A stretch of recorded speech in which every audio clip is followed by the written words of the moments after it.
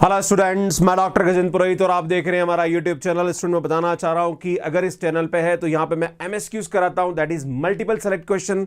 अगर आप यहां पे सीएसआईआर नेट, गेट और आईआईडी एग्जाम की तैयारी कर रहे हैं तो बहुत सारे क्वेश्चंस ऐसे होते हैं जहां पर एक से ज्यादा ऑप्शंस करेक्ट होते हैं।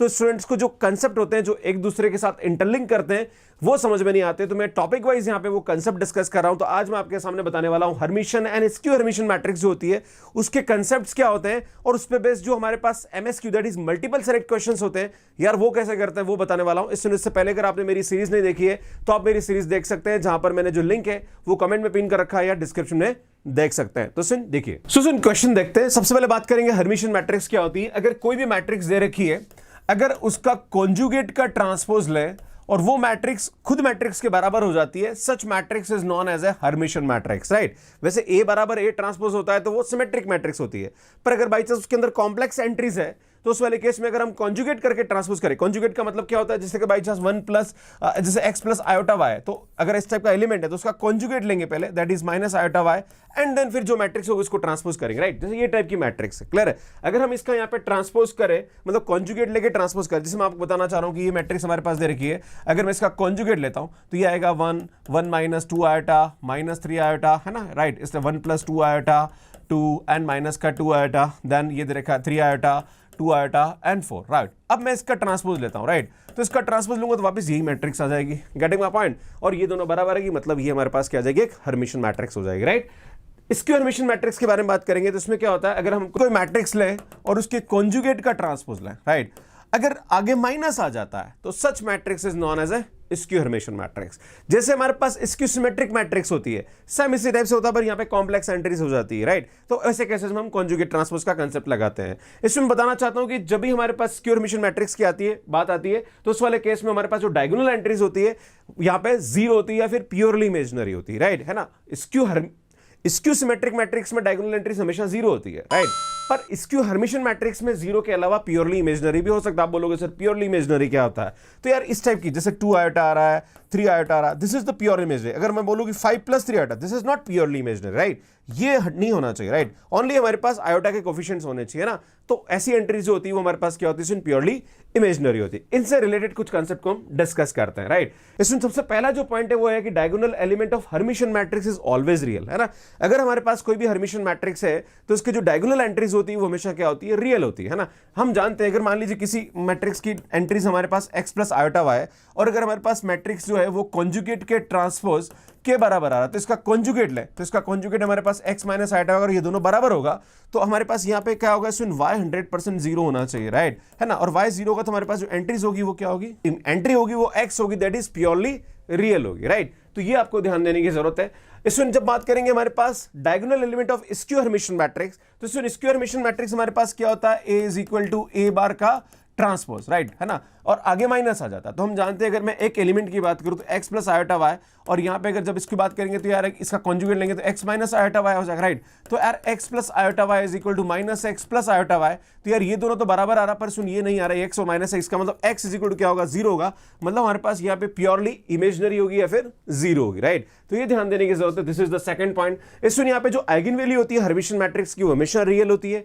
Eigen value of skew Hermitian matrix जो होती है या तो जीरो होती है या फिर प्योरली इमेजिनरी होती है। बात करेंगे अगर ए हमारे पास हर्मिशन मैट्रिक्स है तो आयोटा ए जो होता है वो स्क्यू हर्मिशन होगा। अगर हम ए मैट्रिक्स हमारे पास हर्मिशन है तो आयोटा ए हमारे पास यहां पे क्या होगा, स्क्यू हर्मिशन हो जाएगा। If A is skew hermitian then iota is hermitian. अगर कोई हमारे पास हर्मिशन मैट्रिक्स है तो आयोटा से मल्टीप्लाई कर देंगे तो स्क्यू हर्मिशन हो जाएगी, और अगर स्क्यू हर्मिशन है तो आयोटा से मल्टीप्लाई करेंगे तो हर्मिशन हो जाएगा, राइट। ये ध्यान देने की जरूरत है। Every real symmetric matrix is Hermitian matrix. कोई भी अगर सिमेट्रिक मैट्रिक्स है तो वो हमारे पास हर्मिशन मैट्रिक्स भी होती है ना, क्योंकि हम जानते हैं कि अगर हमारे पास कोई रियल नंबर होता है तो वो कॉम्प्लेक्स नंबर भी होता ही होता है, राइट, है ना।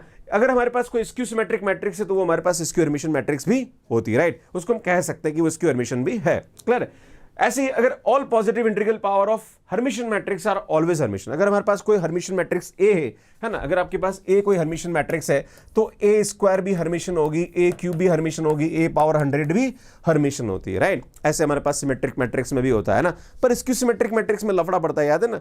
इवन पावर होती तो वो सिमेट्रिक हो जाती है, ऑड पावर होती है तो वो स्क्यू सिमेट्रिक मैट्रिक्स हो जाती है। अगर ए हमारे पास स्क्यू सिमेट्रिक है तो, है ना। सेम कंसेप्ट यहां पे लगेगा, और वो कंसेप्ट क्या है, सुन ये देखिए आप, ये रहेगा यहां पे। अगर ए हमारे पास स्क्यू हर्मिशन मैट्रिक्स है तो ए पावर के हर्मिशन होती है इफ के इज इवन, है ना, और ए पावर के इज स्क्यू हर्मिशन इफ के इज ऑड, राइट। ये ध्यान देने की जरूरत है। अगर ए हमारे पास स्क्यू हर्मिशन है, क्या है सुनिए, स्क्यू हर्मिशन मैट्रिक्स है, तो यार हमारे पास ए पावर 10 की बात करें तो ये हर्मिशन होगी, और ए पावर 11 की बात करें तो ये स्क्यू हर्मिशन होगी। ये ध्यान देने की जरूरत है, क्लियर है। इवन पावर होगी तो हर्मिशन होगा, ऑड पावर होगी तो स्क्यू हर्मिशन होगा, अगर ए हमारे पास स्क्यू हर्मिशन है, right. This is very important concept. अगर हमारे पास कोई ए मैट्रिक्स है और ये स्क्वायर मैट्रिक्स है, तो सुन ए प्लस ए स्टार का मतलब क्या होता है, कॉन्जुगेट का ट्रांसपोज, है ना।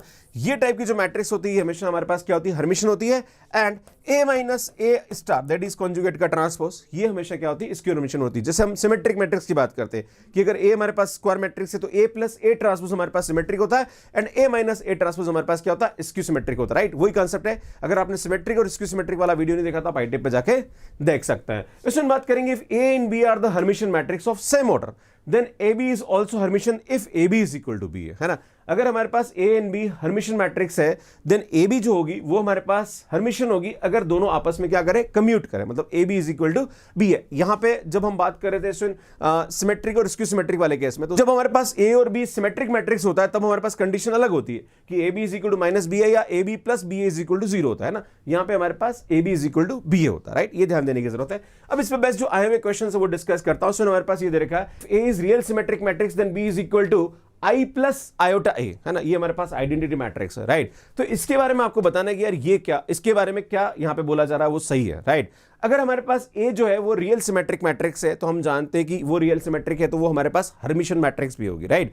और अगर ए हर्मिशन मैट्रिक्स है तो आयोटा ए जो होता है वो हमारे पास स्क्यू हर्मिशन होता है, राइट। और अगर कोई भी मैट्रिक्स स्क्यू हर्मिशन है तो उसकी जो आइगन वैल्यू होती है या तो 0 होती है या फिर हमारे पास प्योरली इमेजिनरी टाइप की होती है, आयोटा एक्स टाइप की होती है, right.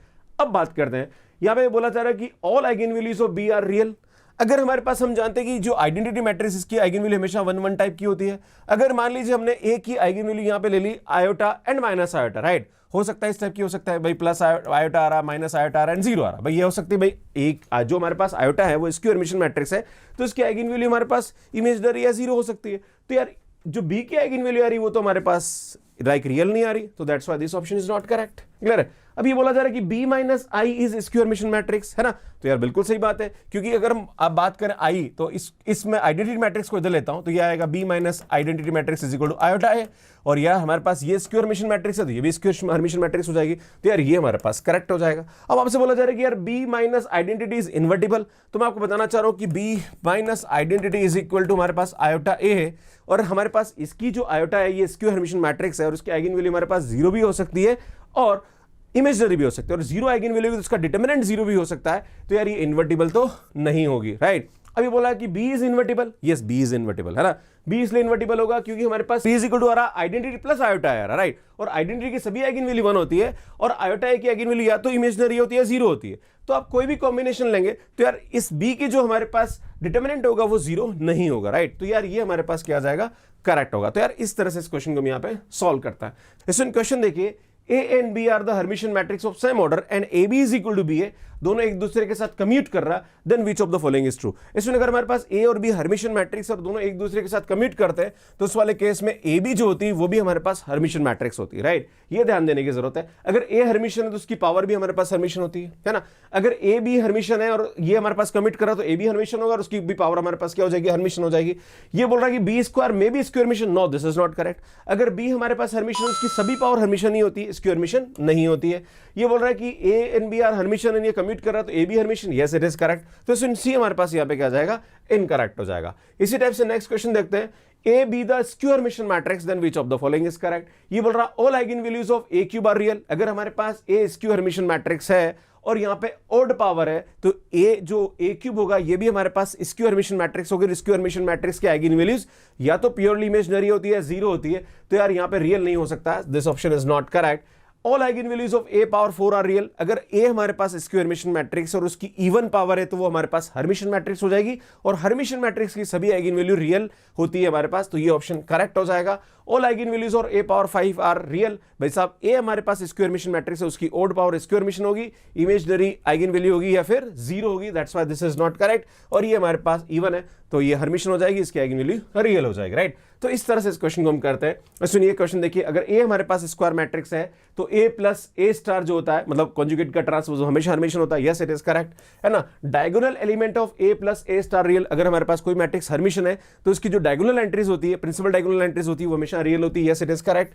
The diagonal element of A minus A star are only zero, भैया ए अगर हमारे पास स्क्वायर मैट्रिक्स है तो A minus A star that is conjugate का ट्रांसपोज जो होता है वो स्क्वायर हर्मिशियन मैट्रिक्स होती है। स्क्वायर हर्मिशियन मैट्रिक्स की जो डायगोनल एंट्रीज होती है वो या तो जीरो होती है या प्योरली इमेजिनरी होती है। यहां पे ओनली जीरो बोला जा रहा है, that's why this is not correct, खत्म हो जाएगा। So option A and B option are correct. इसमें यार ये क्वेश्चन है, ये आपको कमेंट बॉक्स से ले दे रहा हूं और इसका आंसर आपको मुझे कमेंट करके बताना है। इसमें ऐसे और भी वीडियोस अगर आप देखना चाह रहे हैं, पूरी की पूरी प्लेलिस्ट आपको यहां मिल जाएगी। अगर आप CSIR NET GATE and IDM exam की तैयारी कर रहे हो और कैसे इस एग्जाम की तैयारी करनी, इसकी पूरी वीडियोस आपको यहां मिल जाएंगे। यहां जाके मेरे नए चैनल को सब्सक्राइब कर सकते हैं और यहां जाके आप मुझे इंस्टाग्राम पे फॉलो कर सकते हैं। Thank you so much watching me, like करिए, शेयर करिए और चैनल को जरूर सब्सक्राइब करिए। इसका आंसर कमेंट बॉक्स में जरूर दीजिए। धन्यवाद।